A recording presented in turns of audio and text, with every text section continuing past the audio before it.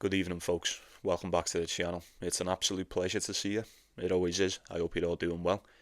We're into day 2 over in the Paris Masters. As always, we'll be going through each and every one of these matches that we've got for today. So get your predictions in the comments. Anything that I'm going for today will be in that pinned comment. As always, you're more than welcome to take a look at that. You take it if you want, you leave it if you must. It's entirely up to you. The choice will always be yours. But do like the video.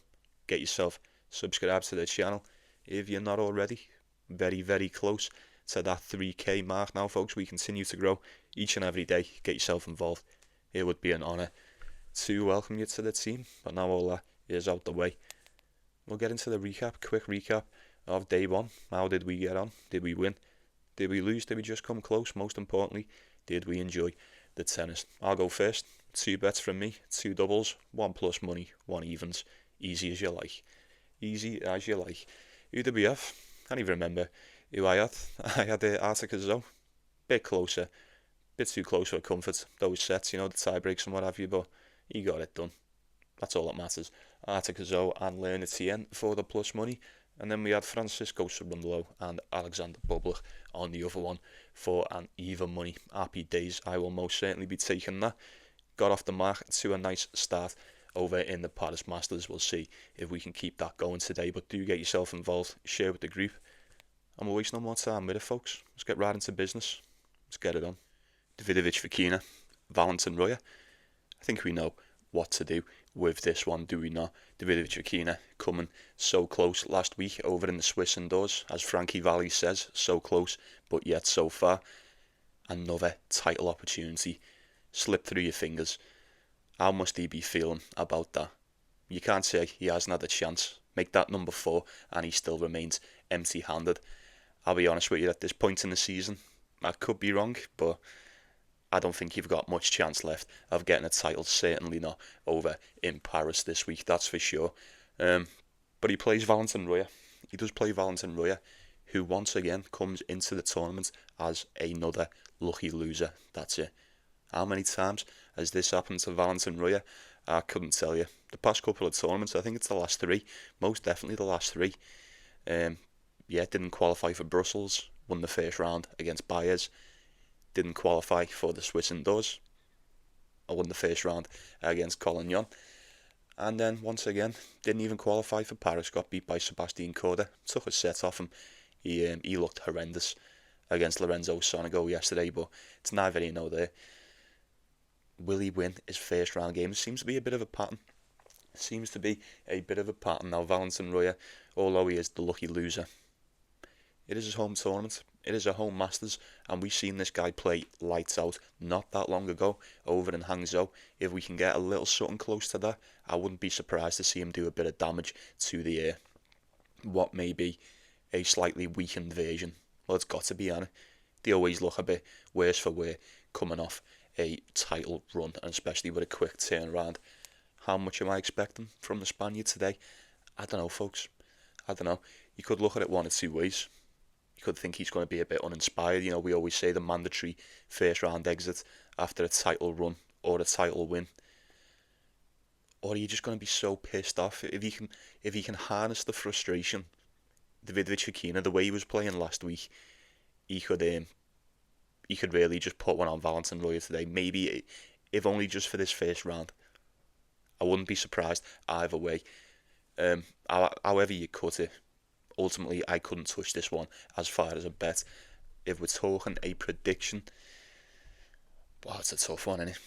It's a tough one. It's kind of difficult for me to go against the Spaniard from what I've seen last week on the indoor courts. Valentin Roya, I say he's not even qualifying. As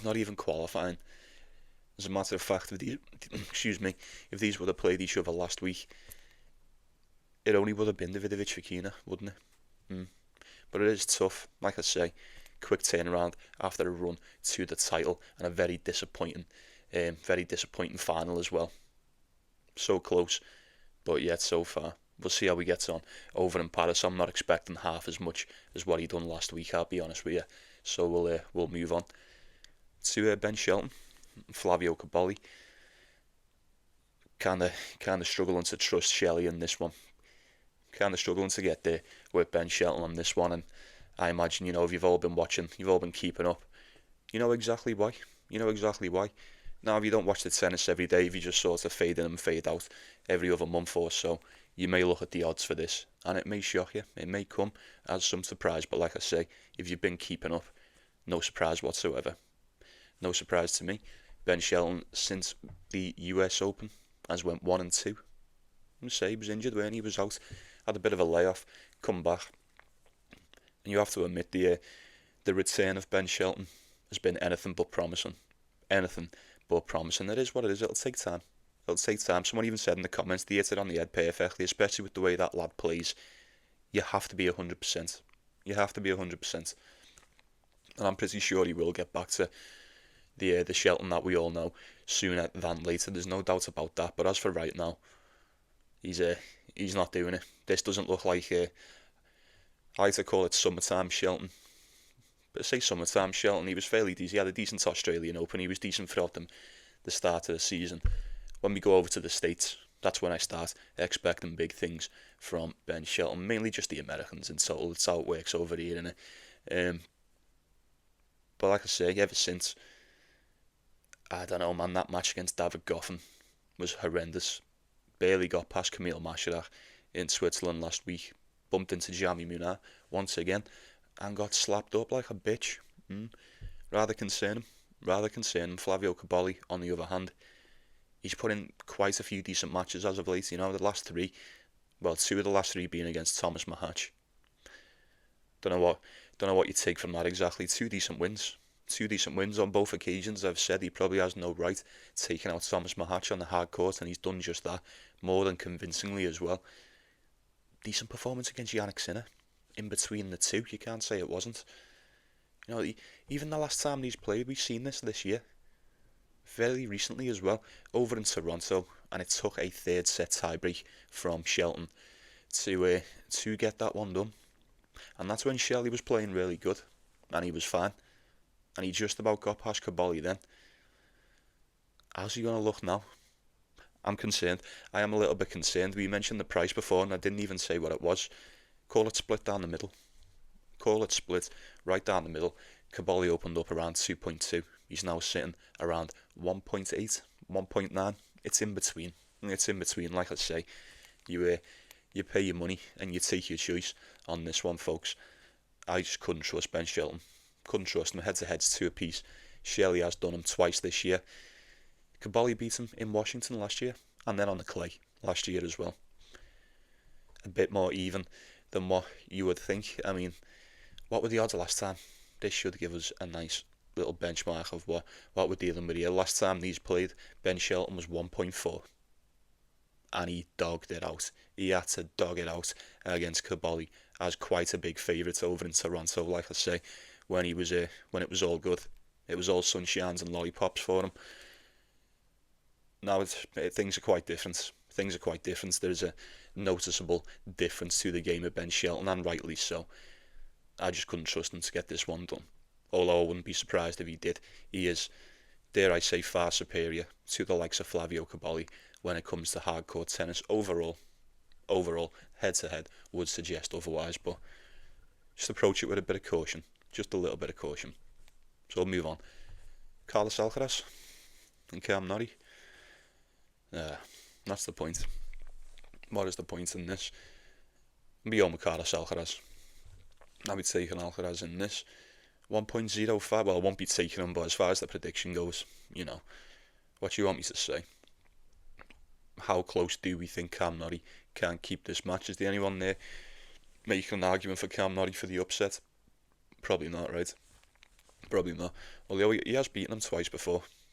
Hasn't beaten him since 2023, not that long ago, and then 2022 in Cincinnati. Carlos Alcaraz every other time before or since. Most recently was Wimbledon this year. Straight set, 6-2, 6-3, 6-3. Easy work for the Spaniard. I'm kind of expecting this one to be light work for him as well. I'm not going to lie. Cam Norrie, we knew he was going to get past Sebastian Baez. We knew that. That was a given. 6-3, 6-4. He went back and forth with Sebastian Baez a bit more than what I would like to admit. None of it matters. I always say it doesn't matter how good you've played prior to a meeting with Carlos Alcaraz. One, can you continue to play as good?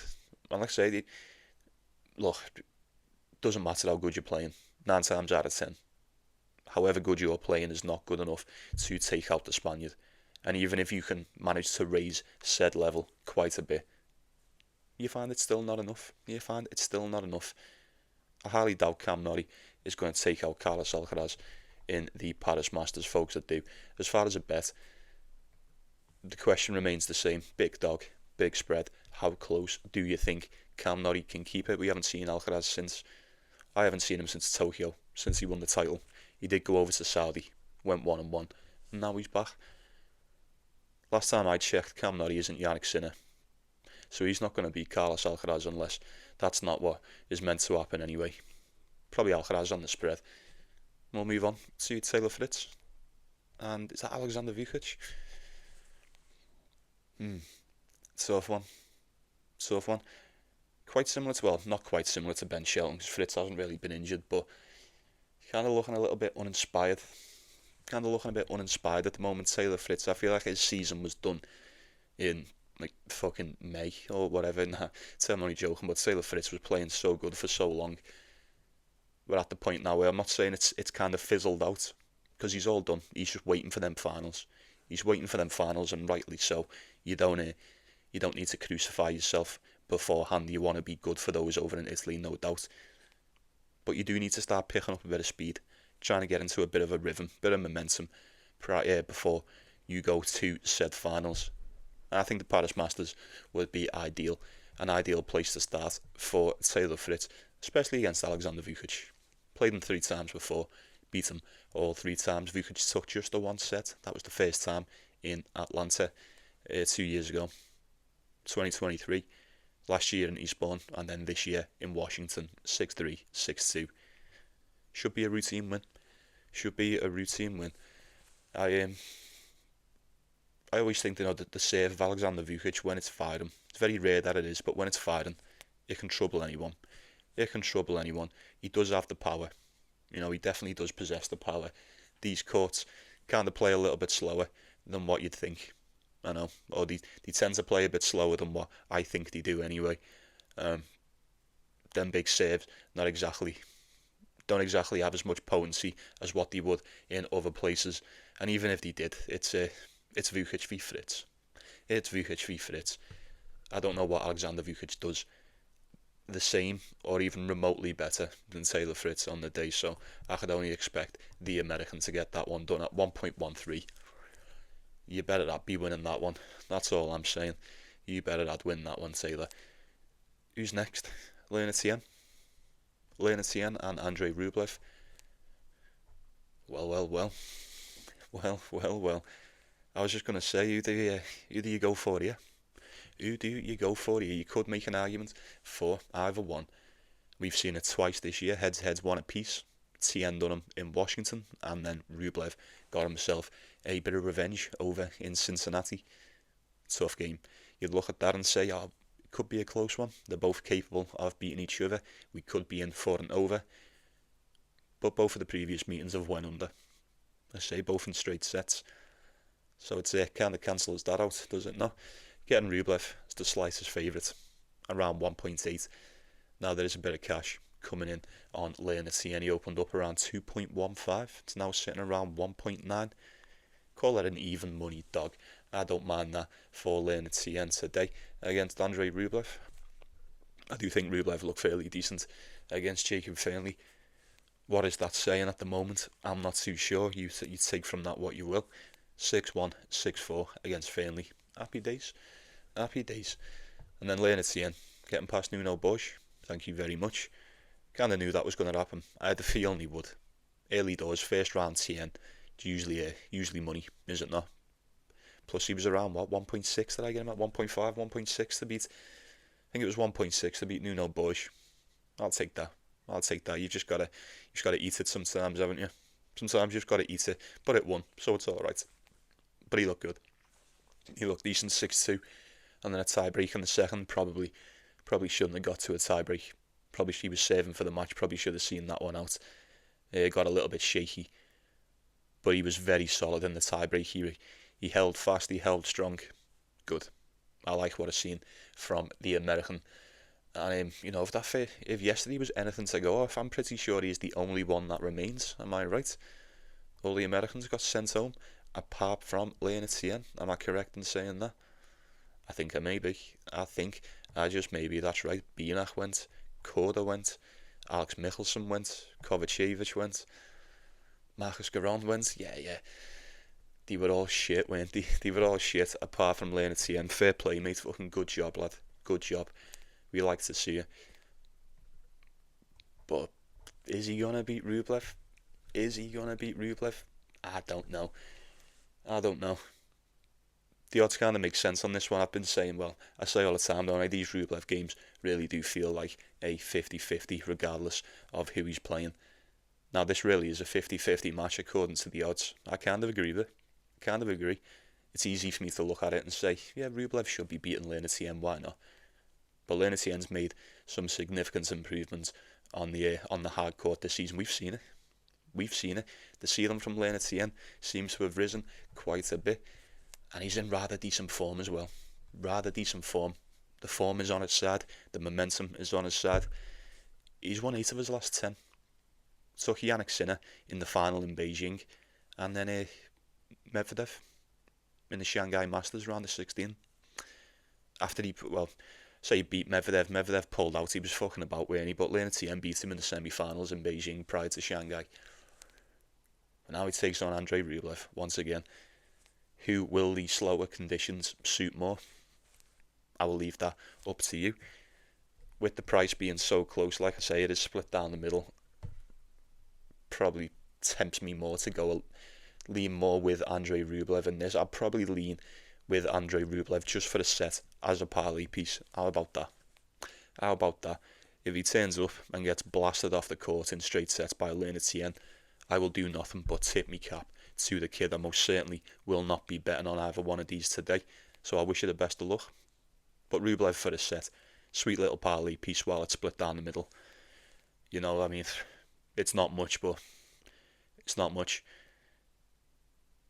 it should be something. Like I say, Rublev should be good for at least the one set. Nuno Bosch, I thought, there was a time in that second set I felt like there was a bit of a dip from Tien. He was playing fantastic, and then all of a sudden it hit him. And just those 15, 20 minutes could be much more of a problem against the likes of Andrei Rublev than what it will against Nuno Bosch. So I'll lean towards the Russian for a set, but I'm not picking it with a lot of conviction because we know Rublev, and we know what he's about. Every time you touch these games, you sit there when all's said and done, wishing that you hadn't. So just approach it with a little bit of caution. Just be careful with that one. Valentin Vacherot, Lehecka should be a decent one. I'm very interested to see how this one pans out today. Straight off the bat, I don't mind Vacherot in this one today. I do not mind Valentin Vacherot as the dog, even on the spread, even just for a set, if you want to try and simplify it. Fantastic in the Masters. Unbelievable, like we've already mentioned. Look, the level we got out of this guy over in Shanghai was sublime, phenomenal, whatever word you want to use, that's what it was.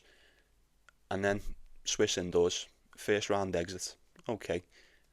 It was against Taylor Fritz, no shame in that. And it was a very close game once again. Cover the spread, and that's mainly what I've got my eye on in this one today. Now, you don't need me to tell you, Vacherot would have covered every single spread in the Shanghai Masters because he won the whole fucking thing. So obviously, he covered the spread. The game against Taylor Fritz, I thought to myself, we'll see. We'll see how he looks, how he turns up in the next tournament, see how inspired he looks after getting all that cash. But he looked decent. Although he didn't get the win. There is a lot of positives to take away from the performance, absolutely. I think the serve of Vacherot is fantastic. Them service games are money. For the most part, they're on the money. Lehecka, last time out, first round exit for him in the Swiss indoors against Van der Sandschulp. Absolutely bullied by Van der Sandschulp. It was very, very worrying. 6-2, 6-2. You can't have that. You can't be doing that. I did say, didn't I, Van der Sandschulp kind of joked about it, but this guy thrives on underdog status, and he was a big dog coming into that, and he smacked the shit out of Lehecka. He did. The return game of Yuri Lehecka was horrendous. Now I know performances don't tend to repeat themselves. You see such a bad one, it'll put you off taking them in the next one, and then they turn up and look 10 times better. Now we say, you can look at it and go, oh well, he might play that bad in this one. Or you can look at it on the other hand and say, maybe you'll be a bit more inspired to try better in this one. Either way you want to take it is up to you. I don't know. I do believe Vacherot. I don't know what that spread's going to be, 2.5, maybe 3.5. Yuri Lehecka, since the US Open, he had a decent Davis Cup, 2-1 in Shanghai, got to the final in Brussels the other week, couldn't get past Felix. It was a decent run. Arnaud Bailey, however you say his name. Benjamin Bonzi had to pull out. Guillaume Pericard, Felix, took a set off him in the final. Ended up getting beat. Decent run. But then, was it just the mandatory first round exit? Was it just that? Or, is he just feeling a little bit worse for wear? Is he just a bit uninspired at this point? Has Lehecka not got that much left to play for? I think Vacherot with this, it's kind of like a home tournament for him. I know he's from Monaco, but, it's somewhat the same, innit? I feel like that crowd will most definitely be there for Valentin Vacherot today. Yuri Lehecka looked very, very uninspired in the Swiss indoors. At 1.4, I don't think I can get there with Lehecka today. I think Vacherot on that spread would be a nice little play to take on that. Bite the bullet, hope he can turn up and do a little bit of what we've seen over in Shanghai. So I imagine if we can get anything like Shanghai Vacherot, he should be good to do quite a bit of damage in this spot today. So we'll move on to, oh my god, we've got Etcheverry and Ugo Carabelli. Etcheverry 1.17, Yannick Sinner prices. What the fuck is going on? Oh my days, are my eyes playing tricks on me? No, I don't think they are. 1.15 for Etcheverry, wow. Head to head 7-6. These play each other all the time. Well, they used to play each other all the time on the clay, obviously. 7-6, that's as close as it gets. Played each other 3 times on the hard court. 2018, 2019 went the way of Ugo Carabelli. Most recently it was the US Open this year. 6-3, 6-2 and a bagel from Etcheverry. Absolutely battered them. I'm expecting more of the same here. I imagine the bookies are as well. I mean, what can you do with that? Is this just a Ugo Carabelli on the spread or not? Based on that performance in the US Open, I wouldn't even go there. Maybe it's just an easy win. An absolute flyer for Etcheverry today. He's come through qualifying. Pedro Martinez, Jesper de Jong. You may as well just go for Ugo Carabelli, innit? You may as well just take him out now. 3-game losing streak. Not even that. I mean, he's won 2 of his last 10. You're going back to Toronto or Cincinnati. First round of Cincinnati. Beat Nishioka. The retirement from Terence Atman in Shanghai. Nah, absolutely not. Can't touch Etcheverry at that price. Absolutely not. And as for Ugo Carabelli, I just... when do I ever take that guy? No, it's not impersonal. He will get wins every now and then. If we were on the clay, different story. If we were on the clay, we'd be looking at these. These two are like top 10 players when we go onto the clay. Hard court, not so much. But what we do get from Etcheverry on the hard court, although it's not a lot, it's a hell of a lot more than what we get from Ugo Carabelli. So I imagine Etcheverry should be seeing that one through. And we've got Felix Auger-Aliassime, Francisco Comesana. Got to be Felix. Now Comesana, like a couple others, like Sarundalo and whatever, I'll use the same example. Although much more suited to the clay. Like I say, if we were on the clay, different story. I'd have a bit more confidence in backing Comesana, but we're not. We're on the hard court. He's won 3-2 indoors, 9-9 on the surface. It's better than most. When it comes to these clay court guys, it's better than most. I do believe Comesana, a bit like Sarundalo, the game that he has, I'm not saying it translates perfectly, but there's damage that can be done on these hard courts compared to the likes of a, I don't know, for instance, let's say like a Sebastian Baez or son, you know.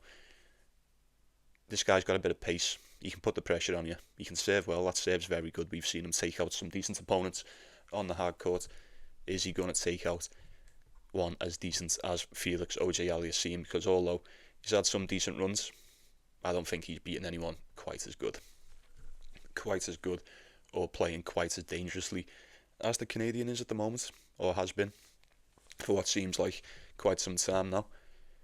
It'd have to be Felix. Like I say, the only concern, winning that title in Brussels, getting to the quarter-final, having to pull out against Yami Munar. Was it a precaution? Was he pulling out because he wanted to stick one on the Paris Masters? Maybe not. He did take the title in Brussels. Tough match against Lehecka in the final. Easy work against Diallo in Brussels, in Swiss indoors, first round. Bit of a rough one against Silic, we said, didn't we? Kind of seen it. Looked like it was kind of wearing on him as the games went on. And then the game against Yami Munar, just couldn't do it. Didn't have anything left to give. Unfortunately, dropped that first set, called it a day. You know, there's no shame in that. If you can't play, I always say. Comesana has had to come through qualifying. Hasn't really been tested. Luca Van Asch in the first round stood no chance. And then David Goffin, he ended up pulling out. So it's been a bit of a breeze qualifying for the Masters for Comesana. But I would have to assume if Felix is good to go and he's not injured and he is fit for this one, that he beats Comesana today. I really do. I don't really know what Comesana is going to have in the bag to trouble the Canadian today. I certainly don't know what he's going to do better than him. That's for sure. 1.2 for Felix? Absolutely not. That's as steep as it comes. Couldn't do any business with that. I am expecting him to get it done. But that 1.2, it's a bit too steep for me. Bit too steep, especially, you know, Felix played a lot of tennis. He's been playing a lot of tennis at a very high level lately. So after retiring in his last match, I'll be honest, I've got a couple of doubts. Just a couple of doubts of how he's going to turn up. And look, he is the 9th seed overall. I've got high expectations for Felix on the hard court, as I always have. Like I say, he's done quite a lot lately. How much more does he need to do? We'll certainly find out. Moutet, Riley Opelka. It's always got the potential to be a rather interesting match. I'll keep this one rather short and simple. Head-to-head is 2-1 to Riley Opelka. Beat him this year over on the Challenger Tour on the clay. Took 2 tiebreakers. No surprise there. Time before that, 2021. That was a hard court win for Opelka. And the first time out went the way of Moutet over in France on the clay, 2019. Doesn't really do much for us in this one today. Getting Corentin Moutet around 1.4, 1.45. Opened up around 1.55. Bit of cash coming in on the Frenchman. It is the Paris Masters after all. And not only that, it is Corentin Moutet. After all, he's been really good. He's been fantastic this season. You can't say that he hasn't. 15 and 12 on the hard court, 6 and 2 indoors, 40 and 27 overall. Fantastic, mate. A lot more than what I expected from him at the start of the year. I'll certainly say that. 33 and 26 from Opelka is equally as good, in my opinion. From Riley Opelka, I didn't know what I was expecting from him at the start of the year, but he started off good. And he's kind of just cruised along. Kind of been cruising along. Hard court Opelka proves to be a threat to anyone. And I say it again. On his day, when his serve's going, we know what Riley Opelka can do. He is a threat to anybody. Certainly a Corentin Moutet. He's no exception. Contrasting styles. Pure contrasting styles. And in a matchup like this, with a contrasting style such as the one that we have got, I would always opt for the guy who's got a few more tools in the bag. I would always opt for versatility over sheer power. Providing, given we've got the right surface. These courts over in Paris tend to play a little bit slower, so it gives you a better chance at a bit of a powerhouse like Riley Opelka. And he didn't even qualify. He didn't even qualify for this. Alexander Vukic beat him. He had to pull out against Alexander Vukic, so you know me. I'm always concerned about the fitness of Opelka. He literally pulled out in qualifying. He got given the lucky loser. He probably didn't even want it. He probably didn't even want the lucky loser, but he's been given it. And now he's got to take on Corentin Moutet. And I don't know about you, if you're feeling a bit worse for wear, If you're hanging out your arse, you're blowing out your arse, you're gassed, you don't want to play Moutet. You don't want to see this guy. You don't want it. I'm not so sure Riley Opelka's going to want it today.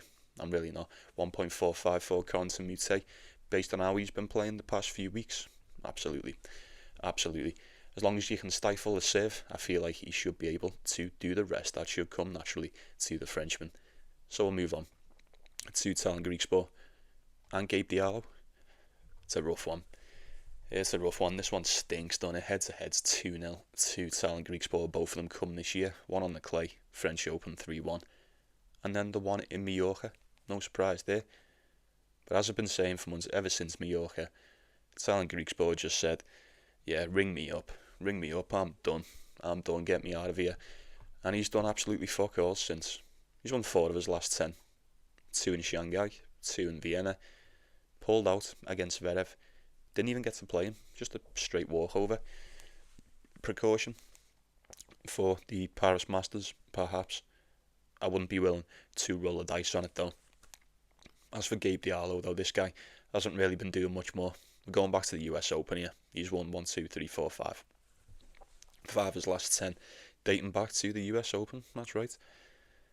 2-game losing streak. Duckworth beat him over in Kazakhstan, that's right. And then Felix just whooped him over in the Swiss indoors last week. Obviously, you stand a better chance against the likes of Tien Griekspoor than what you do against Felix. There's no doubt about that. Tien Griekspoor, well, the current version of Tien Griekspoor that we've been reduced to ever since Mallorca is anything but trustworthy. But for the most part, in Vienna last week, I do feel like he was serving well. He served well against Kachanov, served well against Binak. Who knows? He may have even taken out Zverev. He always poses a bit of a threat to Zverev. We know them games are always a little bit tough to call. But I don't know, like I say, we'll have to see how he's feeling. This guy's looked so uninspired since Mallorca. So I'm not expecting him to just perk up now and turn into, the prime Tien Griekspoor that we all know. Tiebreak Griekspoor. I'd just go with a tiebreak. Lean towards the over. If he's serving well again, I'd like to say the service games of Diallo should hold up as well, but I thought he may have been able to hold up against Felix, and he just couldn't. So not much to suggest he's going to take out the likes of a Tien Griekspoor on the day. If this was any other time of the season prior to the horrendous slump from Griekspoor, I'd have taken him all day, if I'm being honest with you. He's just become rather untrustworthy since winning that title on the grass. Doesn't seem like he's got much to play for. Neither is Diallo, really. So, you may just get a pair of uninspired fuckers going at it today. Neither one really cares who wins. I don't know. I'd like to think not, but I couldn't touch you. Lean towards an over. I would lean towards Griekspoor, just edging that one out through service prowess alone. We've got a couple more. Got El Shapo, Joao Fonseca, back once again for the Renegade Master. Imagine being El Shapo and you play Joao Fonseca last week in the Swiss indoors and you take that first set and then whatever happens and then you do what you do and then you look at the draw for Paris and you go, fuck me, no way, they've done it on purpose. Excuse me. You'd swear they'd done it on purpose. Hilarious. That's what you get, man. I mean, you tried to do a fucking General Grievous on him, didn't he? You thought you were winning, realised you were doomed, you fucking bailed out the ship. Little did you know Obi-Wan was just going to hunt you down, and now it's time to pay the piper. There's nowhere to run. You've got to face the music. Does Joao Fonseca just beat him in this? Just took the title, and it is a quick turnaround. Yeah, I say, it's a quick turnaround and that, we always say the mandatory first round exits and whatever, we always expect them to look a bit worse for wear after coming off a deep run in a tournament, but am I just saying it, or was that title just easy for Fonseca last week? Was that just an easy title? I think Jamie Munar, even though Shapo took a set, I think Jamie Munar probably gave him his best go. Gio didn't stand a chance. Mensah didn't even want it. El Shapo thought he wanted it and then realised he didn't. Jamie Munar turned up, game is anything, give it his all, win enough. And then Davidovich Fokina. Fucking Davidovich Fokina, man. 6-3, 6-4. within the first 5 or 10 minutes, I realised, okay, Fonseca's going to win this title. Okay, I could tell. He started, as soon as he started, I went, this kid is focused, this kid is not nervous, he wants it, he's game for it. Davidovich Fokina looked like he was about to cry before he even made that first serve. We spoke about it before, didn't we? Don't know how he's going to be feeling about that, but I will say this. Great shit from Fonseca. Fucking good job, mate. Really good stuff there. But how are you going to get on in the Paris Masters? I say, will he have enough left in the tank? I should hope so. He's a young kid, he's young, he's fit as a fiddle. And I'm not being funny, but the previous meeting between these two, surely if you're El Shapo, surely there's like somewhat of a mental barrier with this one, even if Fonseca is a bit worse for wear. You know what El Shapo's like? He'll just break himself. If you can't break him, he'll do it for you. And he'll go, I'll tell you what, let's make this interesting, I'll break myself. There you go. Now watch me break you. It's like a fucking game to him, isn't it? It's like a game to this guy sometimes. I love him. I always have done. I always will. But fuck me, he's a nightmare. He's an absolute fucking nightmare to bet on. It's like, I don't know. It's like having a naughty kid. It's like having a naughty kid, and you're like, he's not super naughty. He's not like going to like jail naughty. But oh my fucking god, you know, absolute nightmare. What are we gonna do with this lad? Sort of thing. Imagine if El Shapo just turns up and just drills him in this one. Imagine it. I don't know. I thought he was a decent shout prior to watching that match. We were all sitting here, weren't we, saying the price on El Shapo was well worth it. Somewhat identical coming into this, even a bigger dog. Actually, kind of makes sense. Kind of makes sense. You can't just cut and run when the heat is on, can't you? You can't just do that. No injury or whatever. It's not a good look. It's not a good look whatsoever. You were beating him, and then you weren't, and then you weren't, and then it was just like, you know what? Fuck this. I'm going home. Fuck this. I'm out. I'm getting off. He's not going to do the same to this. Surely he's not going to do the same. It might be a walkover. It might be a walkover. You never know. Shapo or Fonseca might pull out of this, you know, due to fatigue. Can't wait to watch it. Can't wait to watch it. As far as a bet goes, look, I haven't got anything for this. I'm not touching this as far as a bet goes. I'm very excited to see what happens. Will El Shapo redeem himself?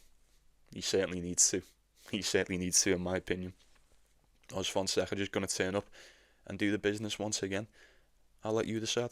I will let you decide that one. And we'll wrap this shit up with the last one. Is Munar and Daniel Medvedev.